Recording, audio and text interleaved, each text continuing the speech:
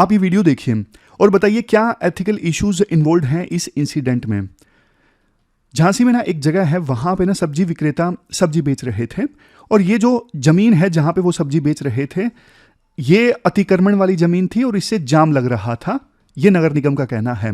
लेकिन देखो अतिक्रमण हटाने के और भी रास्ते हो सकते हैं। इस प्रकार से सब्जी विक्रेताओं की जो सब्जियां वहां पे लगी हुई थी उन पर बुलडोजर चलवाना, ये तो देखो उन वीर अधिकारियों को ना इसके लिए परमवीर चक्र मिलना चाहिए। गरीब लोग देखो अपनी रोजी रोटी के लिए सब्जी बेच रहे थे और उसी सब्जी पे बुलडोजर चलवा दिया गया। कितना महान काम किया है ये, देखो मानवता और संवेदना को ना रोंदने के समान है। इतनी जल्दी क्या थी, 10 मिनट दिए जा सकते थे उन सब्जी विक्रेताओं को सब्जी हटाने के लिए। कहां पे है एम्पैथी? गरीबों को क्या कसूर? अगर वो देखो गरीब हैं तो हमें गरीबी हटानी है, गरीबों को नहीं हटाना है। क्या एथिकल इश्यूज इन्वॉल्व हैं? सबसे पहले आप पॉइंट लिखोगे डिसप्रपोर्शन यूज ऑफ फोर्स। इतने फोर्स की आवश्यकता ही नहीं थी, इतना ज्यादा फोर्स यूज कर ली गई। दूसरा second point violation of livelihood rights. ये उन सब्जी विक्रेताओं के लाइवलीहुड राइट्स का वायलेशन है। ड्यू प्रोसेस को फॉलो नहीं किया गया, प्रायर नोटिस देना उनको जरूरी था कि आप यहां से हटा लीजिए। और वल्नरेबल पॉपुलेशन के प्रति इनसेंसिटिविटी को शो करता है ये। इससे जनता का जो गवर्नेंस में ट्रस्ट है वो खत्म हो जाता है। अभी खबर आ रही है कि उस अधिकारी को सस्पेंड कर दिया गया है और जिनकी सब्जी रोंदी गई थी उनको कंपनसेशन दिया गया है। चलो ये एक अच्छी चीज है, सरकार ने अच्छा स्टेप लिया है। बट देखो जिनके साथ में ये होता है ना, बहुत साइकोलॉजिकल ट्रामा फेस करते हैं और उनकी जो ह्यूमन डिग्निटी है वो पूरी तरह से तहस नहस हो जाती है। तो आप बताइए क्या कहोगे इस इंसिडेंट के बारे में। डेट आज की देखो 28 दिसंबर 2024 है। 3 इश्यूज डिटेल से डिस्कस करेंगे आज। सबसे पहले हम डिस्कस करेंगे मिनिस्ट्री ऑफ एजुकेशन की नोटिफिकेशन से संबंधित जो आर्टिकल है नो डिटेंशन पॉलिसी। फिर आर्टिकल डिस्कस करेंगे हम कैप्टिव एलिफेंट से संबंधित और सबसे लास्ट में लाइव मिंट का आर्टिकल है ब्यूरोक्रेट्स के स्ट्रेस लेवल से संबंधित। तो चलिए डिस्कशन स्टार्ट करते हैं। आज की डिस्कशन में first important article, Indian bureaucrats देखो सुपर ह्यूमन नहीं है, उनको भी स्ट्रेस रिलीफ की आवश्यकता है। तो जीएस पेपर 4 एथिक्स और जीएस पेपर 2 गवर्नेंस से आप इस आर्टिकल को रिलेट कर सकते हो। वैसे तो देखो ब्यूरोक्रेट्स को ना नेशन बिल्डिंग का ना एक एजेंट माना जाता है, बट राइटर बोलते हैं ब्यूरोक्रेट्स देखो बहुत सारे साइकोलॉजिकल और इमोशनल चैलेंजेस फेस करते हैं काम के दौरान, जो एक एक करके हम डिस्कस करेंगे। जैसे सबसे पहले है डे टू डे चैलेंजेस। रोजाना देखो लंबी फाइल्स ब्यूरोक्रेट्स के सामने होती है क्लियर करने के लिए। एक बार एक मेरा दोस्त बोलता है यार मेरी हाइट तो 5'8" है, लेकिन फाइल्स का साइज अगर आप टेबल पे सारी फाइल्स लगा दोगे ना तो 6 फीट की तो फाइल्स इकट्ठी हो जाएंगी, इतनी हाइट की इतनी फाइल्स होती है। और देखो मल्टीटास्किंग से गुजरना पड़ता है। एक डीएम जो होता है ना वो इतनी सारी कमेटीज का हेड होता है, इतने सारे डिपार्टमेंट्स उसको देखने होते हैं, फोन कॉल्स इतनी ज़्यादा आती हैं। फोन कॉल्स उसने मुझे दिखाया कितनी 28 मिस कॉल्स थी उस समय, उस दिन की उसकी।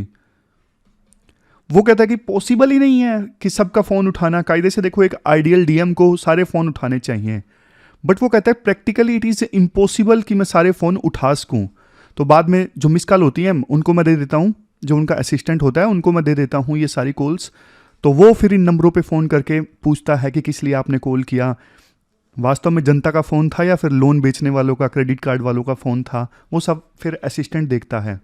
इसके अलावा देखो कई बार तो ना भयंकर विकट परिस्थिति पैदा हो जाती है।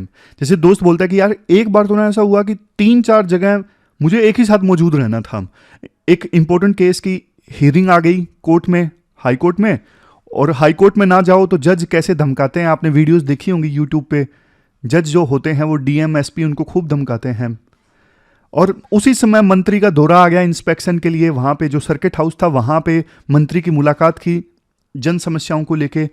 फिर कुछ पुराना जो केस था, फ्लड आई थी जैसे 1-2 साल पहले, और शिकायतें थी काफ़ी कि फ्लड की जो कंपनसेशन वगैरह मिलता है वो अभी तक नहीं मिला। तो 3-4 काम ना एक ही समय पे आ गए और सारे के सारे बहुत इंपॉर्टेंट काम। तो डोरेमोन का जो गैजेट नहीं होता कि एक ही जगह पे अवेलेबल हो जाओ तुरंत के तुरंत काम खत्म करके, वैसा गैजेट होता तो ये पॉसिबल हो पाता। लेकिन देखो सच में कई बार बहुत दिक्कत हो जाती है। एक तरफ पॉलिटिकल प्रेशर इतनी ज़्यादा होता है कि दाल गल जाए उसमें, दूसरी तरफ जनता के जो सवाल होते हैं उनका जवाब देना जरूरी है। अल्टीमेटली देखो, आप हो तो जनता की सेवा करने के लिए ही ना। ऊपर से कई बार टॉक्सिक वर्क इन्वायरमेंट होता है। टॉक्सिक वर्क इन्वायरमेंट जैसे देखो, आपके जो सुपीरियर हैं वो आप गाली गलौज से बात कर रहे हैं, ऐसा होता है, मतलब सारे नहीं लेकिन कुछ जो ब्यूरोक्रेट्स हैं गाली देकर भी बात करते हैं। और ऊपर से देखो पॉलिटिकल प्रेशर इतना ज़्यादा होता है। ब्यूरोक्रेट्स तो इतना नहीं देते, वो समझते हैं कि सेम कैडर का है। पॉलिटिशियन कई बार जो मंत्री वगैरह होते हैं, बहुत सीनियर मिनिस्टर होते हैं, वो ठीक से बात नहीं करते, गुस्से से बात करते हैं। तो जो ब्यूरोक्रेट्स है ना, वो बहुत सारे इमोशंस एक ही समय झेलते हैं। डर भी लगता है, प्राइड भी महसूस होती है, ऑफिसर हैं, जलन भी होती है साथी ऑफिसर्स को देख के, कई बार बहुत बर्नआउट फील होता है। तो मतलब ये तो हमने डे टू डे चैलेंजेस की बात की कि ऑफिसर्स डेली बेसिस पे क्या चैलेंजेस फेस करते हैं, कैसे स्ट्रेस फील करते हैं। क्या थे? मल्टीटास्किंग, फाइल्स का load, political interference, abusive behaviour of some officers, toxic work environment, ये सब। अब बात करते हैं दूसरे चैलेंज की, सर्विस रूल्स। वैसे तो देखो, ये जो सर्विस रूल्स होते हैं ब्यूरोक्रेट्स को प्रोटेक्ट करने के लिए होते हैं, बट बहुत बार इन सर्विस रूल्स का इस्तेमाल किया जाता है ब्यूरोक्रेट्स के अगेंस्ट। इन सर्विस रूल्स को एज ए हथियार के तौर पे इस्तेमाल किया जाता है ब्यूरोक्रेट्स को हरास करने के लिए, सताने के लिए, जो पॉलिटिशियन का काम नहीं करते। ऐसा आपने देखा भी होगा, कई बार ब्यूरोक्रेट्स को छोटे छोटे रीजंस के कारण उनको सस्पेंड कर दिया जाता है। भाई आपका जो बिहेवियर था वो उचित नहीं था। हमने देखा ना, जैसे एक ऑफिसर थे, उन्होंने व्हाट्सएप ग्रुप बनाया। अब हमें पता नहीं है जांच में क्या सामने आया, लेकिन उस समय भी हमने सर्विस रूल वाला आर्टिकल डिस्कस किया था कि सर्विस रूल्स क्लियर नहीं है कि एक अच्छा बिहेवियर क्या होना चाहिए।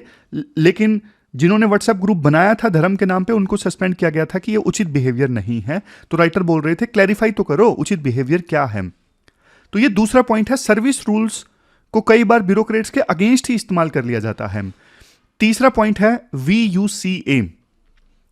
V का मतलब है वोलेटिलिटी, U का मतलब है अनसर्टेनिटी, C का मतलब है कॉम्प्लेक्सिटी और A का मतलब है एम्बिग्विटी।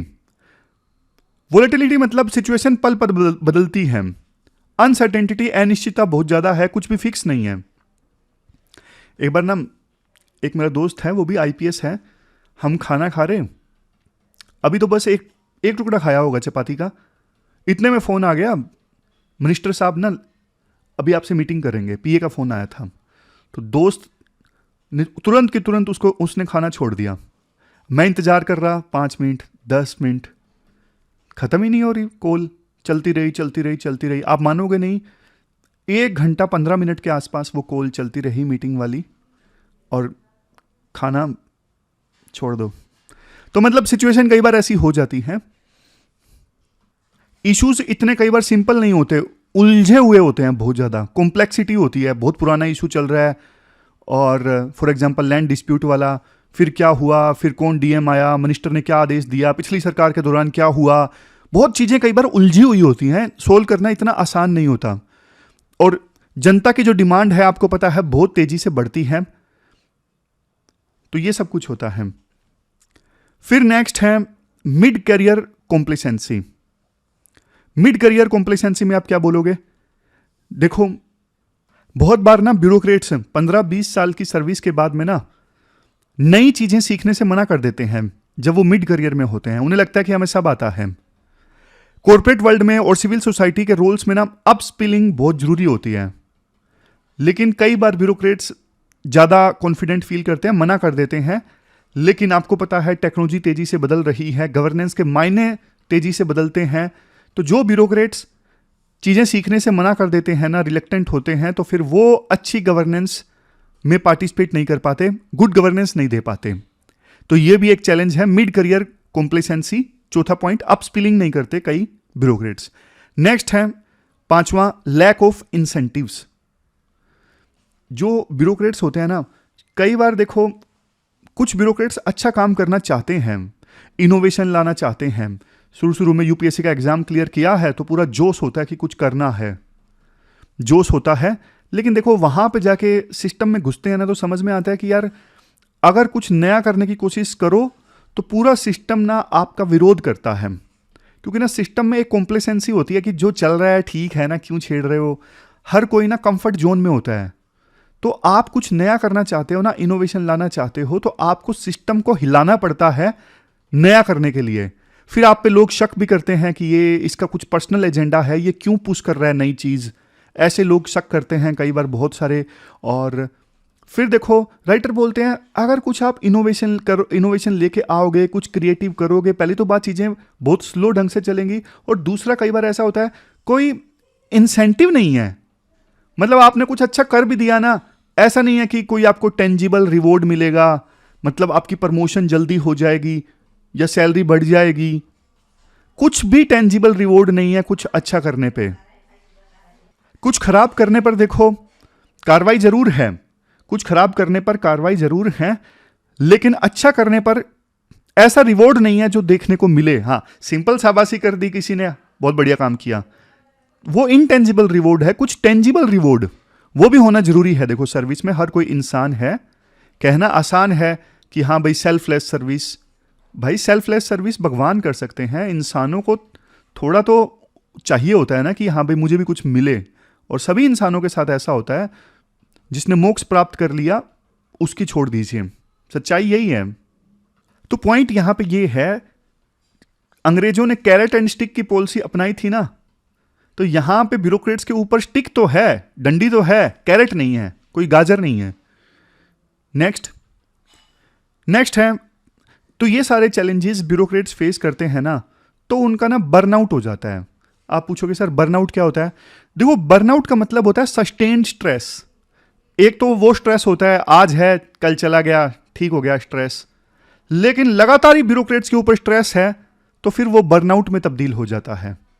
और बर्नआउट से होता क्या है, एक तरफ फिजिकल प्रॉब्लम सामने आती हैं, जैसे हमेशा शरीर थका थका सा है, थकावट है हमेशा।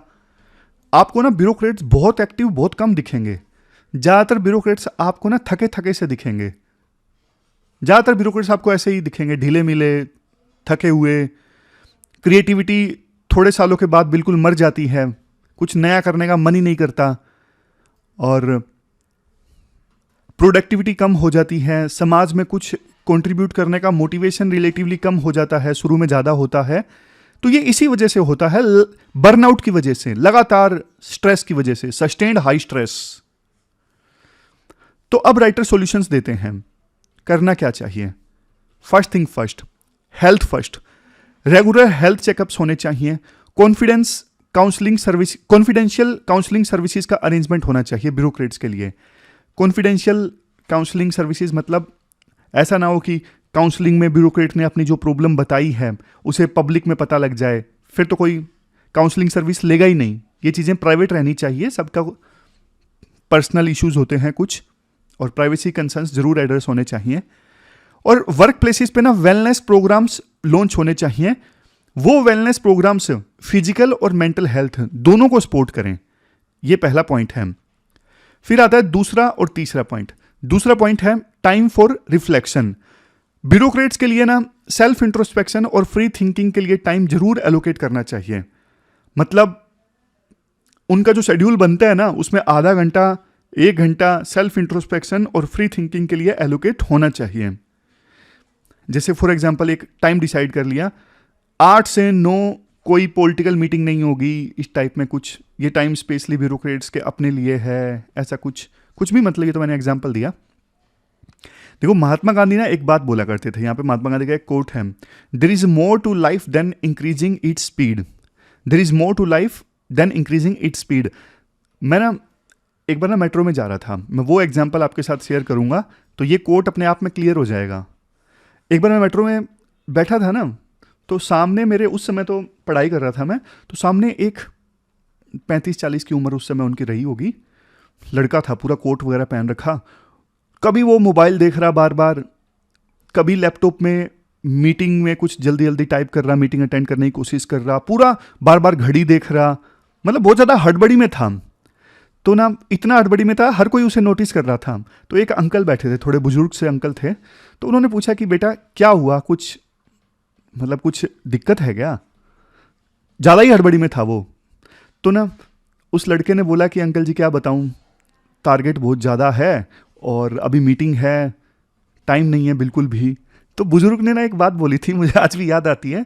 बुजुर्ग ने बोला था कि बेटा मेट्रो तो अपनी स्पीड से चलेगी ना, मेट्रो तो अपनी स्पीड से चलेगी, तुम्हारे टेंशन लेने से या बार बार घड़ी देखने से थोड़ी ना मेट्रो की स्पीड बढ़ जाएगी। तो इससे अच्छा जो कर रहे हो वो कामली कर लो। मतलब बहुत अच्छी एडवाइस उनकी मुझे उस समय लगी थी कि बार बार टेंशन लेने से थोड़ी ना मेट्रो तेज चलेगी। तो वही बात है, गांधी जी का एक कोट है, there is more to life than increasing its speed. Life में ना और भी बहुत कुछ है, आपकी पर्सनल रिलेशनशिप्स हैं, मेंटल पीस ऑफ लाइफ है, क्वालिटी लाइफ है, सब कुछ है, इन पे भी ध्यान देने की आवश्यकता है। फिर देखो इसके बाद नेक्स्ट पॉइंट है, upskilling and training programmes को ना इंस्टीट्यूशनलाइज कर दो, ये रेगुलर बेसिस पे होते ही रहने चाहिए। एल्विन टोफलर कहते हैं 21वीं शताब्दी में इलिटरेट वो नहीं है जो पढ़ नहीं सकता, जो लिख नहीं सकता। इलिटरेट वो है जो सीख नहीं सकता और सीखा हुआ भूल नहीं सकता और दोबारा से नहीं सीख सकता। लर्न, अनलर्न एंड रीलर्न, जो ये काम नहीं कर सकता ना, वो इलिटरेट है। तो ट्रेनिंग प्रोग्राम और अप स्किलिंग मैंडेटरी कर दो, होते रहने चाहिए। नेक्स्ट पॉइंट, इंसेंटिव्स का सही सिस्टम। देखो एक्सेप्शनल परफॉर्मेंसेस के लिए और इनोवेशन के लिए ना टेंजिबल रिवॉर्ड्स होने जरूरी हैं। और रिस्क टेकिंग अगर कोई करता है ना, ब्यूरोक्रेट रिस्क लेके कुछ इनोवेशन लाने की कोशिश करता है, तो उसके लिए टॉलरेंस भी होनी चाहिए कि हाँ इस आईएएस ने अच्छा ट्राई किया, कोई बात नहीं, थोड़ी चीज़ खराब हो गई, तो ऐसा नहीं कि उसे बिल्कुल ही दबा दो गलती होने पे, फिर तो देखो अगली बार कोई नई चीज़ ट्राई नहीं करेगा ना। लास्ट में कंक्लूजन में यही बोला जाता है, देखो सिविल सर्वेंट्स ना कंट्री की गवर्नेंस में ना रीढ़ की हड्डी हैं, तो उनका ठीक ठाक होना देश की प्रोग्रेस के लिए बहुत ज़्यादा ज़रूरी है। तो सरकार को ना ये रिकॉग्नाइज करना चाहिए, ब्यूरोक्रेट्स की जो रिजिलियंस है वो इनफाइनाइट नहीं है, वो भी थकते हैं, उनको भी बर्नआउट होता है। भगवत गीता में लिखा हुआ है, yoga is the journey of self through the self to the self. तो फोकस सेल्फ केयर पे होना चाहिए, लाइफ लॉन्ग लर्निंग पे होना चाहिए और सिस्टमेटिक रिफॉर्म्स पे होना चाहिए। इसी से जो ब्यूरोक्रेट्स हैं वो इफेक्टिव ढंग से काम कर सकते हैं। चलते हैं आगे। इसके बाद नेक्स्ट आर्टिकल देखो, कैप्टिव एलिफेंट्स से संबंधित हैं। कैप्टिव एलिफेंट्स मतलब वो एलिफेंट्स जो जंगल में नहीं है, जंगल के बाहर हैं, उनको बंधन में रखा गया है, बांध के रखा गया है। ह्यूमंस ने, ऑफ कोर्स। आपने सिलेबस में जीएस पेपर 3 के इन टॉपिक्स से आर्टिकल को रिलेट कर सकते हम। वैसे देखो भारत में एलिफेंट्स की ना बहुत ज़्यादा इंपॉर्टेंस है, रिलीजियस इंपॉर्टेंस भी है और कल्चरल इंपॉर्टेंस भी है। आपको पता ही है भगवान गणेश का जो सर है ना, वो एक्चुअल में एलिफेंट का सर है।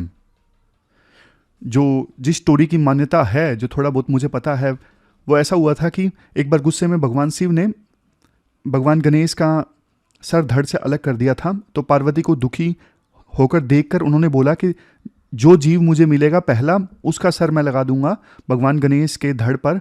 तो हाथी मिला था, तो हाथी का सर है भगवान गणेश में, ऐसा बोला जाता है ना? सही हूं ना मैं? कुछ गलती है तो कमेंट बॉक्स में बता देना। तो ना इंपॉर्टेंस काफ़ी ज़्यादा है, सिंपल सी बात है। इतनी मूवीज़ बनी है हाथियों के ऊपर, हाथी मेरे साथी, और हाथी को तो वैसे जंगल का इंजीनियर भी कहा जाता है क्योंकि हाथी जंगल बनाता है। बट देखो ये सब होने के बावजूद केरला हाईकोर्ट ने ना कैप्टिव एनिमल्स के बारे में बोला, ये एटर्नल ट्रेवलिंका की तरह है। एटर्नल ट्रेवलिंका मतलब नाजियों ने जिस प्रकार से देखो कंसंट्रेशन कैंप्स इस्टेब्लिश करे थे और जिस प्रकार से रखा था यहूदियों को, तो उसी प्रकार से एनिमल्स को रखा जाता है उतनी खराब सिचुएशन में। तो ये एक प्रकार से एटर्नल ट्रेवलिंका है। ये वर्ड आप यूज कर सकते हो आंसर में, एक लाइन में इसको डिफाइन करते हुए कि नाजियों ने जिस प्रकार से कैंप्स इस्टेब्लिश हुए थे, एनिमल्स को भी आज के समय उसी प्रकार से रखा जाता है। तो ना ये बात बोली थी केरला हाईकोर्ट ने। हाथी देखो इतना सोशल एनिमल है, फिर भी उसको बंधन में जब रखा जाता है कैप्टिव एलिफेंट्स को, तो आइसोलेशन में रहने के लिए मजबूर किया जाता है। हाथी का इस्तेमाल किया जाता है रिलीजियस फेस्टिवल्स के लिए, जहां पर उसे बहुत गर्मी वाला कंक्रीट का फ्लोर होता है, वहां पे उसे चलने के लिए मजबूर किया जाता है लंबी दूरी के लिए। गर्मी में भारी भारी डेकोरेशन हाथी का किया जाता है, और गर्मी में वो जो डेकोरेशन है ना बहुत हैवी होता है, इसके अलावा कई बार 20-20 घंटे तक खड़ा रखा जाता है चेन्स में, और कई बार बेबी एलिफेंट से माँ को अलग कर दिया जाता है, वुडन एंक्लोजर में रखा जाता है। हाथी के ऊपर डोमिनेंस इस्टेब्लिश करने के लिए उसको खाना नहीं दिया जाता, फूड डेप्रीवेशन से गुजरना पड़ता है उनको, और कई बार मारा पीटा भी जाता है ताकि हाथी के ऊपर डोमिनेंस इस्टेब्लिश की जा सके। वैसे देखो, वाइल्ड लाइफ प्रोटेक्शन एक्ट 1972 में हाईएस्ट प्रोटेक्शन प्राप्त है हाथियों को, लेकिन फिर भी कैप्टिव एलिफेंट्स के साथ में इतना कुछ होता है जो हमने अभी डिस्कस किया। इसी वजह से ना सरकार ने ना मार्च 2024 में कुछ रूल्स रिलीज किए, कैप्टिव एलिफेंट्स ट्रांसफर और ट्रांसपोर्ट रूल्स 2024। ये सरकार ने रिलीज किए थे। मकसद तो देखो अच्छा था, कैप्टिव एलिफेंट्स जो होते हैं, बंधन में जो हाथी होते हैं, उनके मिसयूज को रोकना। और कई बार ऐसा होता है ना, इलीगल ढंग से जंगलों से हाथी को पकड़ लिया और उसको फिर बंधन में रख लिया, तो इन इंसिडेंट्स पे रोक लगाना, ये दो ऑब्जेक्टिव थे 2024 में जो रूल्स आए थे, कैप्टिव एलिफेंट्स ट्रांसफर और ट्रांसपोर्ट रूल्स 2024। बट राइटर का ये कहना है 2024 के जो ये रूल्स है ना, इनमें कमियां हैं, जिस वजह से ना इन रूल्स से ना नुकसान बल्कि ज्यादा हो जाएगा। जैसे सबसे पहला पॉइंट, हाथियों की ओनरशिप चेंज से संबंधित है। ओनरशिप चेंज, ये फर्स्ट पॉइंट है। इसमें यह बोला गया है नए रूल्स में, अगर देखो एक मालिक ना अपने हाथी को ठीक से मेंटेन नहीं कर पाता है, तो फिर ना हाथी की जो ओनरशिप है ना किसी और को ट्रांसफर की जा सकती है। तो आप बोलोगे सही तो है, अगर कोई मालिक अपने हाथी को ठीक से मेंटेन नहीं करेगा तो ओनरशिप ट्रांसफर कर दो। लेकिन देखो रूल्स में ना ये नहीं बताया गया है क्या ये जो ट्रांसफर है कॉमर्शियल भी हो सकता है, मतलब पैसे के बदले हो सकता है। तो चूंकि क्लैरिफाई नहीं किया गया है कि कॉमर्शियल ट्रांसफर भी मुमकिन है या नहीं है, इस वजह से हाथियों की ना बड़े स्केल पे खरीद फरोख्त स्टार्ट हो सकती है। ये पहला लकुना है, कमी है 2024 के इन रूल्स में। अब बात करते हैं दूसरी कमी की, हाथी का टेम्परेरी ट्रांसपोर्ट। इसे ना 2024 के रूल्स में ना अलाउ किया गया है। ये देखो, rules also provide for the transport of elephants temporary रूप से एलिफेंट्स का ट्रांसफर किया जा सकता है। लेकिन देखो रूल्स में ना यह क्लैरिफाई नहीं किया गया है कि इसके लिए हाथियों को टेम्परेरी ट्रांसफर करने के लिए, ट्रांसपोर्ट करने के लिए क्या कोई जस्टिफिकेशन देना जरूरी है या नहीं है। अब चूंकि देखो हाथियों को ट्रांसपोर्ट करना टेम्परेरीली अलाउड है, जस्टिफिकेशन देना जरूरी नहीं है, तो अब ना हाथियों को किराए पर देने की जो एक्टिविटीज है ना वो स्टार्ट हो सकती हैं। जैसे शादियों के लिए, रिलीजियस सेरेमनी के लिए, पॉलिटिकल रैलीज के लिए हाथियों को रेंट पर देने की जो गतिविधियां हैं ना वो स्टार्ट हो सकती हैं। ये दूसरी बड़ी कमी है 2024 के रूल्स में। अब आता है एक ना बहुत किस्सा सुनाते हैं राइटर जो सुनने में काफी दुखद है। 2002 में क्या हुआ था, सरकार ने एक चीज कंपलसरी कर दी थी प्रोजेक्ट एलिफेंट के अंतर्गत कि जितने भी एलिफेंट्स कैप्टिव है ना हमारे देश में, नंबर है 2675 2675, सारे कैप्टिव एलिफेंट्स के ऊपर ना एक माइक्रोचिप लगानी जरूरी है ताकि उनको ना ट्रैक किया जा सके। बट लोग इतने गंदे हैं, अगर किसी एलिफेंट की डेथ हो जाती है ना तो वो क्या करते हैं, माइक्रोचिप उतार लेते हैं उस एलिफेंट से, फिर क्या करते हैं, जंगल से एक हाथी पकड़ेंगे और उस जंगल से पकड़े हुए हाथी को वो माइक्रोचिप लगा दी जाती है। अब इससे हुआ क्या, जो हाथी जंगल से पकड़ लिया ना, अब उसको लेजिटिमेसी मिल गई कि ये तो हमारा पुराने वाला हाथी है, देखो इसके ऊपर माइक्रोचिप भी है। ऐसे ऐसे काम लोग करते हैं। इसलिए देखो पोस्टमार्टम रिपोर्ट जो है ना हाथी की कंपलसरी होनी चाहिए। जब कोई हाथी की डेथ हो जाती है ना, जो वेटनरी डॉक्टर वगैरह हैं वो रिपोर्ट तैयार करें कि इस हाथी की डेथ हुई है, ये सब कंपलसरी होना चाहिए ताकि मरे हुए हाथियों को भी ट्रैक किया जा सके। फिर राइटर एक पॉइंट ये देते हैं, जो हाथी बंधन में होते हैं ना, अब कई बार देखो वो बच्चों को जन्म देते हैं, छोटे बच्चे, छोटे हाथी, बेबी हाथी, तो ना सरकार को क्या करना चाहिए, बेबी हाथी को या तो खुद ले लेना चाहिए या फिर कैप्टिव जो एलिफेंट्स हैं वो बच्चों को जन्म ही ना दे सके, ऐसा प्रोविजन होना चाहिए। अदरवाइज होता क्या है, हाथी के बच्चे भी कैप्टिव ही पैदा होते हैं, पूरी जिंदगी वो कैप्टिव ही गुजार देते हैं, फिर उनके भी बच्चा पैदा होते हैं, तो ये साइकिल जो है वो हाथियों के जनरेशन बाय जनरेशन चलता रहता है। तो राइटर का पॉइंट यहां पे ये है, human non invasive birth control measures exercise किए जाएं उन हाथियों के ऊपर जो प्राइवेट कस्टडी में हैं, ताकि कॉमर्शियल एक्सप्लोटेशन का ये जो साइकिल है इसे तोड़ा जा सके। फिर देखो एक अच्छा पॉइंट राइटर ये देते हैं, मंदिरों में कई बार एलिफेंट्स का इस्तेमाल होता है ना, फिजिकल लाइव हाथी के बजाय इलेक्ट्रॉनिक एलिफेंट्स का इस्तेमाल किया जाए। साउथ इंडिया के कुछ टेम्पल्स में यूज होना स्टार्ट भी हुआ है, बाकी मंदिरों को भी ये फॉलो करना चाहिए। नकली हाथी का, इलेक्ट्रॉनिक एलिफेंट का इस्तेमाल किया जाए ताकि हाथियों को यातनाओं से बचाया जा सके। लास्ट में देखो कंक्लूजन में राइटर ये बोलते हैं, जैसा हमने शुरुआत में डिस्कस किया, हाथी विजडम और स्ट्रेंथ का प्रतीक है, लेकिन देखो उनकी रिस्पेक्ट करना सिर्फ उनको पूजने तक सीमित नहीं होना चाहिए। हमें उनकी फ्रीडम के लिए, उनकी वेलफेयर के लिए भी काम करना होगा। और जब तक कानून में क्लियरली वेलफेयर की बात नहीं होगी तो ये देखो पैराडॉक्स चलता रहेगा। एक तरफ हम हाथी को पूजते हैं, दूसरी तरफ सबसे ज्यादा एक्सप्लोटेशन वाला जानवर भी हाथी ही बना रहेगा। तो ये पूरा आर्टिकल हमने डिस्कस किया, चलते हैं आगे। इसके बाद नेक्स्ट आर्टिकल देखो, नो डिटेंशन पॉलिसी से संबंधित है। कुछ एक्स्ट्रा पॉइंट्स निकलेंगे, वो हम डिस्कस करते हैं। आप सिलेबस में जीएस पेपर सेकंड के इस टॉपिक से आर्टिकल को रिलेट कर सकते हो। बैकग्राउंड वैसे तो देखो आपको पता है, जल्दी से 1 मिनट में रिवाइज करवा देता हूं। 2009 में ना उस समय यूपीए की सरकार थी, एक एक्ट आया था, राइट टू एजुकेशन एक्ट। वैसे तो सबसे मेन प्रोविजन इस एक्ट में यह किया गया था, फ्री एंड कंपल्सरी एजुकेशन जिनकी एज 6 से 14 के बीच में है। संविधान के आर्टिकल 21A को इंप्लीमेंट करने के लिए यह एक्ट आया था। कमेंट बॉक्स में बताइए संविधान का आर्टिकल 21A क्या है। लेकिन देखो 2009 का जो ये एक्ट आया ना, इसमें 2 मेन प्रोविजंस ये भी थे। सबसे पहले नो डिटेंशन टिल क्लास 8, किसी भी बच्चे को फेल नहीं किया जाएगा क्लास 8 तक। और दूसरा important provision, continuous and comprehensive evaluation, CCE, continuous and comprehensive evaluation. ये क्या होता है कंटिन्यूअस एंड कॉम्प्रिहेंसिव इवैल्यूएशन? ये देखो साल के अंत में 3 घंटे का जो एग्जाम होता है ना, उसके अगेंस्ट है। इस कंटिन्यूअस एंड कॉम्प्रिहेंसिव इवैल्यूएशन में क्या होता है, टीचर डेली देखता है, बच्चे को ऑब्जर्व करता है, डायरी में लिखता है कैसे वो सीख रहा है और बच्चा कैसा क्वेश्चंस पूछ रहा है, एंगेजमेंट लेवल कितना है बच्चे का। असाइनमेंट्स बहुत दिए जाते हैं इस comprehensive and continuous and comprehensive evaluation में।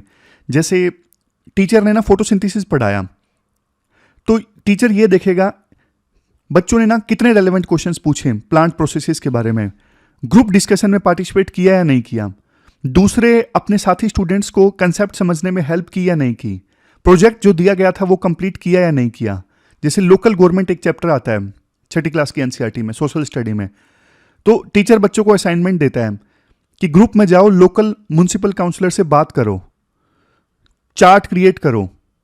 समझ गए? तो इस प्रकार से होता है ये कंटिन्यूअस एंड कॉम्प्रिहेंसिव इवैल्यूएशन।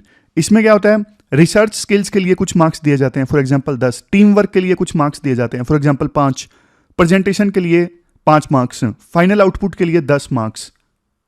अगर इंग्लिश का सब्जेक्ट है तो उसमें फिर असाइनमेंट्स लिखने के लिए दे दिए, बुक रिव्यू करने के लिए बोल दिया। क्लास 8th 9th की बात कर रहा हूं मैं, अब 5वीं 6ठी क्लास का बच्चा तो क्या ये बुक रिव्यू करेगा। तो कहने का मतलब आप समझ गए ना, ये तो मैंने आपको एग्जांपल्स दिए ताकि कंसेप्ट आपको समझ में आ जाए। ये जो कंटिन्यूअस एंड कॉम्प्रिहेंसिव इवैल्यूएशन था ना, देखो था तो बहुत बढ़िया, लेकिन दिक्कत हमारे देश में ना इंप्लीमेंटेशन की है। आइडिया हम अच्छे कई बार ले आते हैं, कॉपी भी कर लेते हैं कई बार वेस्टर्न कंट्रीज की, लेकिन इंप्लीमेंटेशन नहीं होता। क्योंकि इंप्लीमेंटेशन किनको करना था, टीचर्स को करना था। टीचर्स के पास में कुछ खास इंसेंटिव था नहीं कि हाँ भाई इस प्रकार से इतना बढ़िया जो सिस्टम है उसको हम इंप्लीमेंट करें। अब जैसे सरकारी स्कूल का टीचर है, कुछ तो अच्छे हैं, कुछ को लगता है सैलरी आ रही है ना, स्कूल में टाइम पास करना है, करते हैं, घर जाके तारक मेहता का उल्टा चश्मा देखेंगे। तो उनकी ये सोच होती है कई बार। तो ना अब फेल कर नहीं सकते 8वीं क्लास तक, तो स्कूल जैसे मैंने पहले भी बताया था, मिड डे मील स्कीम का हब बन के रह गए कि हाँ भाई स्कूल किस लिए जाना है, पढ़ने के लिए नहीं जाना, मिड डे मील स्कीम के तहत खाना मिलेगा, खाना खाने के लिए जाना है। ऐसी स्कूल की रेपुटेशन बन गई। लर्निंग आउटकम बहुत ही कम, 5वीं क्लास का जो बच्चा है उसको टेबल्स नहीं आते, वो हिंदी फ्लुएंटली नहीं पढ़ पाता, ऐसी सिचुएशन है। लर्निंग स्टैंडर्ड्स खराब हो गए बहुत ज़्यादा, स्कूल में सीरियसनेस काफ़ी ज़्यादा कम हो गई। अब लाया तो देखो ये सिस्टम इसलिए गया था कि बच्चों के ऊपर प्रेशर ना क्रिएट हो और बच्चे स्ट्रेस फ्री इन्वायरमेंट में पढ़ सकें, और जो बच्चे पढ़ाई में बहुत ज़्यादा वीक हैं वो स्कूल ड्रॉप आउट ना करें, स्कूल छोड़ ना दें। ये सब चीज़ें सोच के, अच्छी सोच के साथ में नो डिटेंशन पॉलिसी लाई गई थी, बट खराब इंप्लीमेंटेशन की भेंट चढ़ गई ये पॉलिसी, आप कह सकते हो। वो मुझे अंबेडकर जी की बात याद आ रही है, संविधान कितना ही अच्छा बना दो, उनको इंप्लीमेंट करने वाले बेकार हैं तो फिर आउटकम अच्छी नहीं आएगी। तो वही बात है, पॉलिसी कितनी अच्छी बना दो लेकिन इंप्लीमेंटेशन करने वाले लोग बेकार हैं तो फिर वो पॉलिसी का रिजल्ट अच्छा नहीं आएगा। तो फिर देखो सेंट्रल गवर्नमेंट को लगा यार सीरियसनेस तो कम हो गई है, लर्निंग आउटकम इतनी खराब है, तो 2019 में एनडीए की सरकार थी, अभी भी है, 2019 में ना इन्होंने नो डिटेंशन पॉलिसी को मॉडिफाई कर दिया। सेंट्रल गवर्नमेंट ने स्टेट्स को डिस्क्रिशन दे दिया, क्योंकि एजुकेशन कंकरेंट लिस्ट में आता है ना, तो डिस्क्रिशन दे दिया कि भैया आप अगर इस नो डिटेंशन पॉलिसी को हटाना चाहते हो तो हटा सकते हो, हमारी तरफ से छूट है। और central government CCE continuous and comprehensive evaluation से दूर चली गई। लेकिन बाद में कोविड-19 की महामारी आ गई थी 2020 में, तो नोटिफिकेशन, औपचारिक रूप से जो नोटिफिकेशन था नो डिटेंशन पॉलिसी हटाने का, वो लेट हो गया। बट अब जाके मिनिस्ट्री ऑफ एजुकेशन ने नो डिटेंशन पॉलिसी को खत्म करने के लिए नोटिफिकेशन जारी कर दिया है। मिनिस्ट्री ऑफ एजुकेशन ने बोला है देखो 5वीं और 8वीं क्लास में अब बच्चों को फेल किया जा सकता है, लेकिन एक्सपेल नहीं किया जाएगा किसी भी कीमत पे। 8वीं क्लास तक बच्चों को एक्सपेल नहीं किया जाएगा। और दूसरी चीज, अगर कोई बच्चा फेल हो जाता है ना, तो देखो उस बच्चे को अगले 2 महीने, फेल होने के बाद अगले 2 महीने एडिशनल इंस्ट्रक्शंस दी जाएंगी। मतलब सिखाया जाएगा कहां पे लर्निंग गैप है, क्यों बच्चा फेल हो गया। 2 महीने तक एडिशनली सिखाया जाएगा उसको, और फिर से एग्जाम होगा 2 महीने बाद। अगर फिर से एग्जाम होने पर भी वो बच्चा फेल हो गया तो फिर उसे अगली क्लास में नहीं भेजा जाएगा। तो ये नई पॉलिसी है। सेकंड अटेम्प्ट के बाद में अगर बच्चा फेल होता है तो उसे डिटेन कर लिया जाएगा, लेकिन एक्सपेल नहीं किया जाएगा, एक्सपेल नहीं किया जाएगा। तो सेंट्रल गवर्नमेंट ने नो डिटेंशन पॉलिसी को एबोलिश किया है ना, यहां पे राइटर के कुछ कंसर्न्स हैं। राइटर बोलते हैं ये बात देखो सच है, लर्निंग आउटकम बहुत ज़्यादा खराब हो गई थी और लर्निंग आउटकम को इम्प्रूव करने की आवश्यकता है। हमारे देश में तो अभी चैलेंज ही सबसे बड़ा यही है ना कि डेमोग्राफिक डिविडेंड हमारे देश में है, बट हम उन्हें स्किल नहीं कर पा रहे हैं। तो उस दिशा में लर्निंग आउटकम इम्प्रूव होना तो जरूरी है। बट देखो ये जो नो डिटेंशन पॉलिसी को खत्म किया है ना सेंट्रल गवर्नमेंट ने, एक चीज देखनी पड़ेगी, जो CBSE वाले स्कूल हैं या फिर ICSE वाले स्कूल हैं, प्राइवेट स्कूल हैं, वो तो देखो इस चेंज से अच्छे से अडेप्ट कर जाएंगे।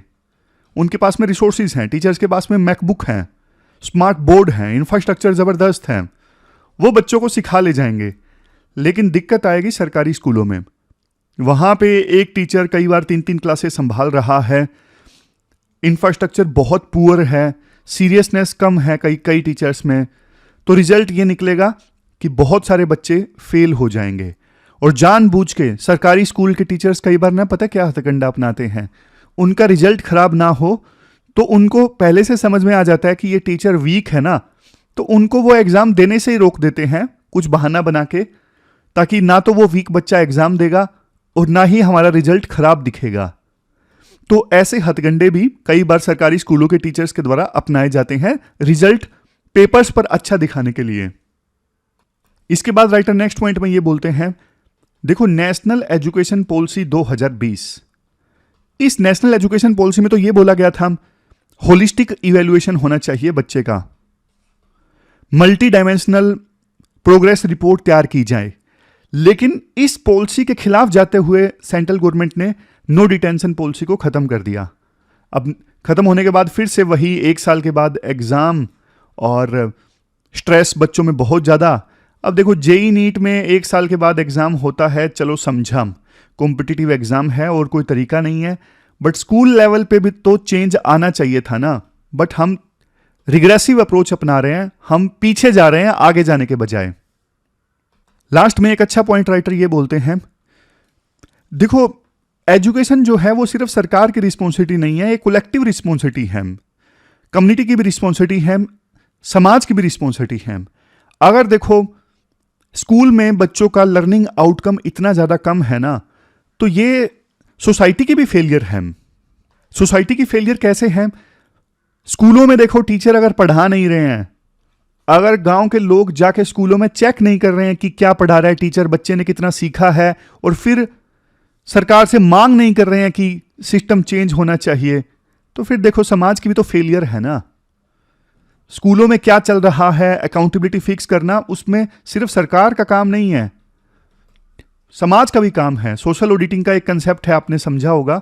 सोशल ऑडिटिंग में कोई स्कीम इंप्लीमेंट होती है ना, स्कीम के जो बेनिफिशरीज हैं वो भी स्कीम की इंप्लीमेंटेशन में पार्टिसिपेट करते हैं, चेक करते हैं रिकॉर्ड वगैरह कैसे स्कीम को इंप्लीमेंट किया जा रहा है।